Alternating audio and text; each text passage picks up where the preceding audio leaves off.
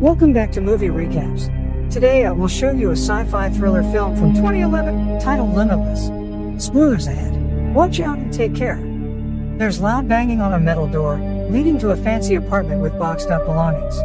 A tiny tour of the high-end apartment complex reveals 2 dead bodies. And on top of the building, standing right on the edge of a balcony, is Eddie. He takes 1 foot off the edge and he hears 2 gunshots in the next apartment over. His neighbor must have checked on the noise. Someone is screaming in front of Eddie's door to be let in. Eddie's disappointed in himself. Does he jump? A little over a year earlier, Eddie is walking down the street, looking completely different. He says he's a writer. Drinking midday in a bar, he's telling 2 guys about his novel, for which no one believes he has a contract for. It's a question if he believes it himself. Later, he's seen writing. Trying to write. Procrastinating. Until he finally leaves his apartment and goes out to drink again. A few weeks, if not even months, pass with him not writing a single word. Eventually, his girlfriend Lindy leaves him.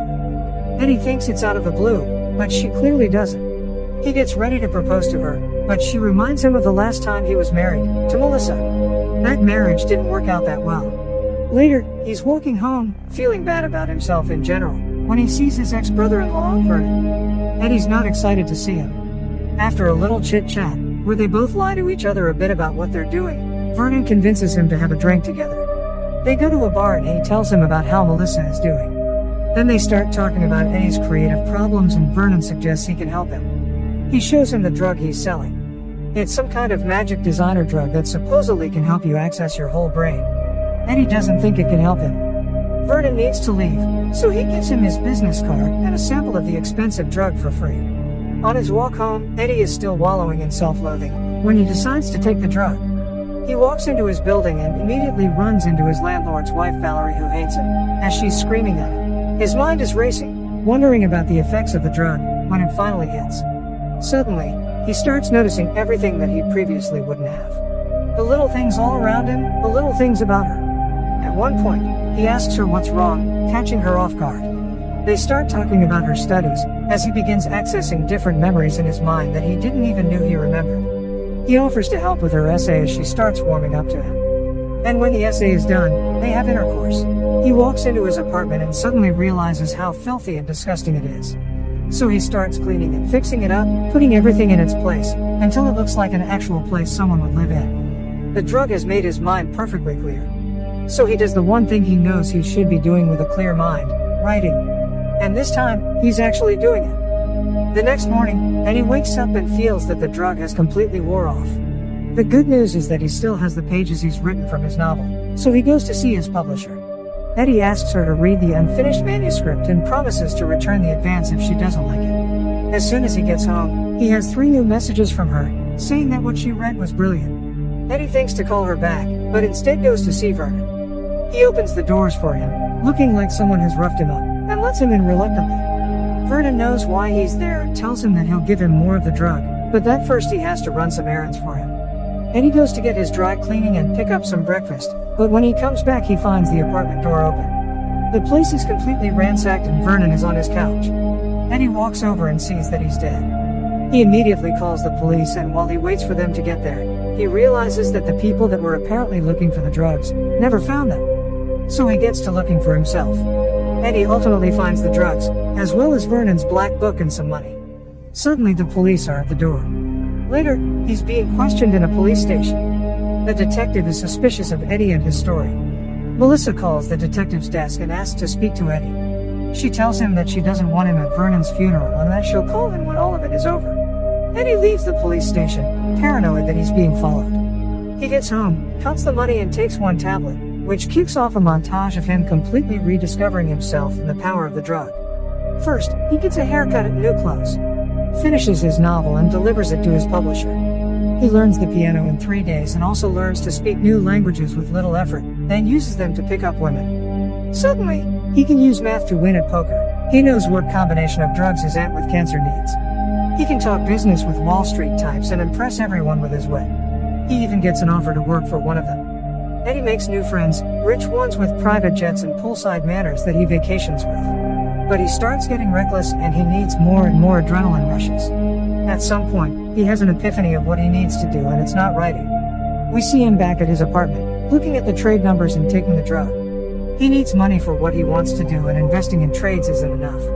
Eddie looks for a loan shark at a diner. He convinces him to give him $100,000. They meet for the drop in a park, and the loan shark tells him what will happen if he doesn't return the money. Later, he takes the job offered to him earlier, and quickly figures out how to double his money investing. Eddie gets noticed by the bigger players in the finance game, and he gets a meeting with one of them. He tells Lindy about it over dinner and impresses her by ordering in Italian. He apologizes to her and tries to charm her to win her back. They get back together and start seeing each other again. As time goes by and he becomes more successful, he gets the feeling he's being followed. One night, as he's in his apartment with Lindy, he starts feeling strange. The next day, him and his boss have a lunch meeting with Carl Van Loon. Eddie explains his grandiose pattern recognition abilities and tries to impress the man. He gets a ride home from him, and in the car Van Loon hands him some documents, telling him to look them over.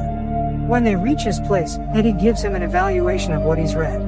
The man is impressed and sets up another meeting with him. Eddie's too energized to go home, so he takes a walk, planning his future, thinking he could even be president one day. Suddenly, he starts feeling strange again, as if time started to move completely different. So he keeps walking and walking until he reaches a bar, unaware of how he got there.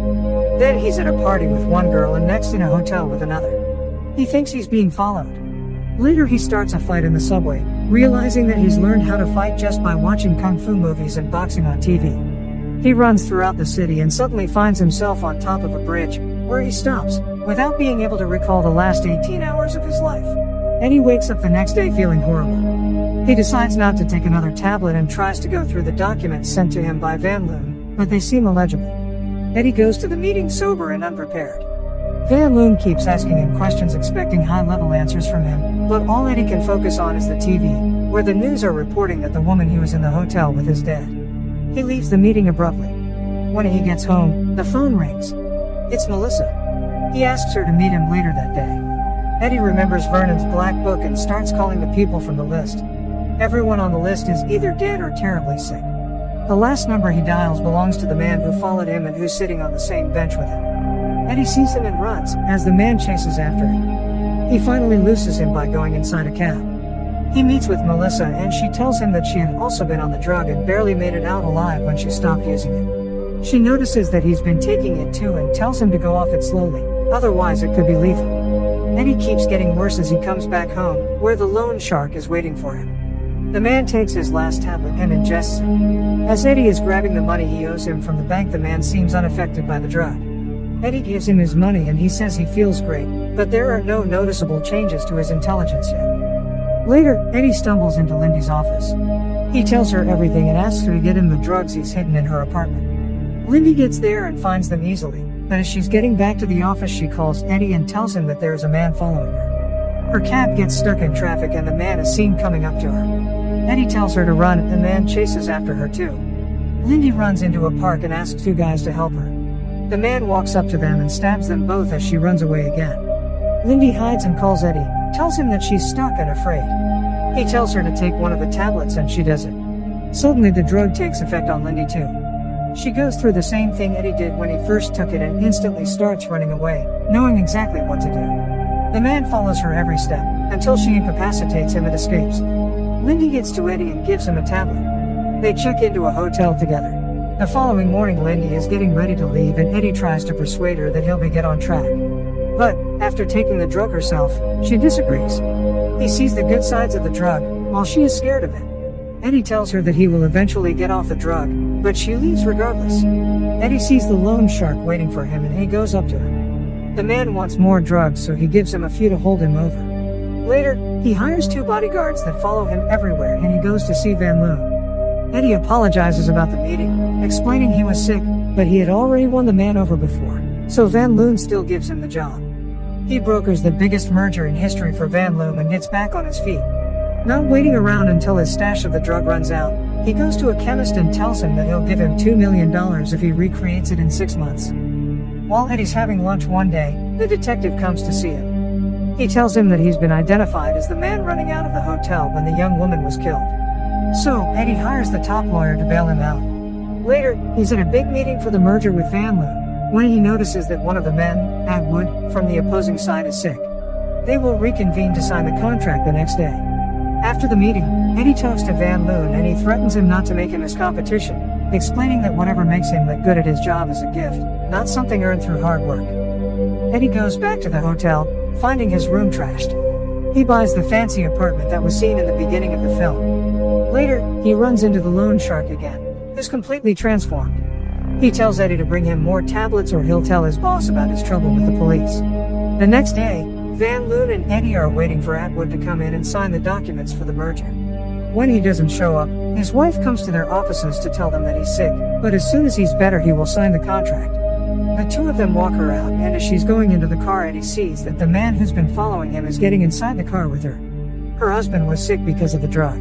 Eddie meets his lawyer in a police station and gets into a lineup. Thankfully, he doesn't get picked out. He leaves the loan shark waiting and instead goes back to the Van Loon office, who's watching the news. They're reporting about the merger. His new boss is angry about it, but tells him that Atwood is dying. He's worried about the merger. Eddie realizes that he needs to take another tablet and leaves, but can't find his stash. He comes back to the office when a package comes for him. As Van Loon keeps pushing for information he thinks Eddie has, he opens the package to find the severed hands of his bodyguards inside. He rushes out and goes back to his apartment. There he listens to the news where Atwood's wife is giving a statement, rather lying about the merger.